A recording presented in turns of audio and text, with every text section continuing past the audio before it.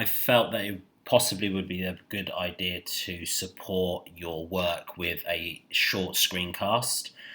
So on Manage Back, I will try and keep these videos quite short and sweet.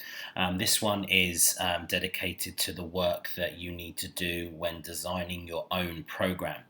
So by now you should have gone through methods of training and the periodization videos that I've provided to support you during this week. And you should really have a firm understanding of what periodization essentially is. So now your job would be to choose a sport of your choice, and you would need to divide your time or your 1 year, and we will take 1 year as a maybe a season, or it could be an actual calendar year. This is up to you. And you would need to, of course, divide your program into macrocycles, mesocycles, and microcycles. And so if you're unsure about those, you do need to check out the previous videos or screencasts that I've provided for you, and you should really do the tasks prior to this one to fully understand what they are. This homework will need to be done in Excel.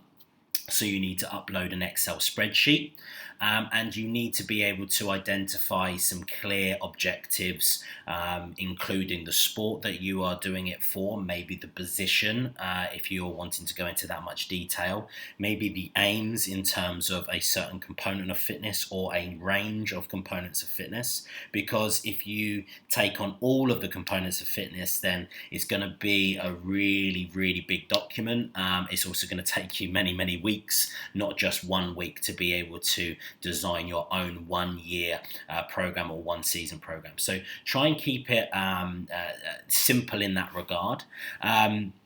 You do not need to do individual sessions. So what that means is you do not need to tell me specifically what exercises you're going to do. So you don't need to go down into the individual sessions detail. I am really only looking for a macrocycle, mesocycle, and microcycles.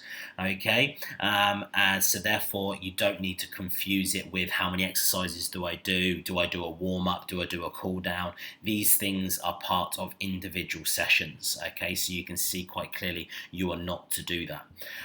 There is also, unfortunately, it did say there's text in the library. Of course there are, but you can't access them. However, instead of the library, you do have, of course, your textbook, and a periodization section on your textbook is at page 169.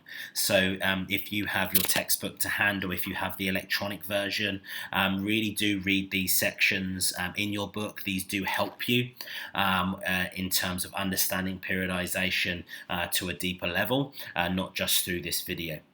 If you do have any questions, we will be going through this on Wednesday as well.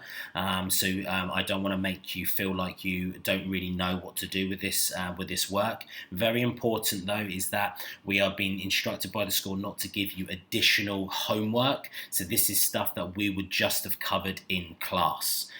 So hopefully that will explain what the task that I want you to do in terms of designing your own program.